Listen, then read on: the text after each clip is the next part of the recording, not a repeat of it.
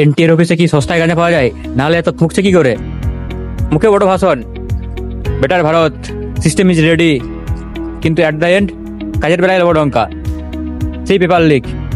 Better Bharat গড়ার লক্ষ্যে এত বড় সিস্টেম ফেলিওর হয় কি করে?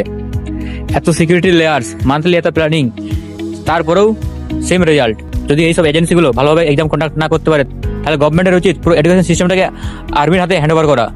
এখন তো এডুকেশন সিস্টেম প্রচুর পরিমাণে ফেলিওর। দেশের সিকিউরিটির ক্ষেত্রেও এটা একটা গুরুত্বপূর্ণ দিক হতে পারে। চারিদিকে দালাল, মাফিয়া, এদের সংখ্যা প্রচুর পরিমাণে বেড়ে গেছে। এর সাথে কিছু অ্যাসপিরেন্টদের গার্জেনও অমানুষ হয়ে যাচ্ছে। নিজেদের ছেলের স্বার্থের জন্য তারা টাকা খাইয়ে পেপার লিক করাচ্ছে। এর ফলে যারা যোগ্য অ্যাসপিরেন্ট তারা বাদ পড়ছে। নিট এক্সাম শুধুমাত্র একদিনের খেলা নয়, এটার জন্য একটা স্টুডেন্টকে প্রচুর খাটতে হয়। অনেক স্টুডেন্টের ফ্যামিলি ফাইন্যান্সিয়ালি উইক হয়, আর অনেকের ফ্যামিলি প্রচুর পরিমাণে চাপেও দেয়। একজন স্টুডেন্ট পুরো বছর ধরে মেন্টালি প্রেসারাইজ হয়েই থাকে। এক্সাম ফেলিয়ার ছিল, এর জন্য রিনিট একমাত্র পারমানেন্ট সলিউশন নয়। এরপরে যাতে না হয় সেটা লক্ষ্য রাখা দরকার, অথবা সিস্টেমকে অন্য কারো দায়িত্বে তুলে দেওয়া দরকার।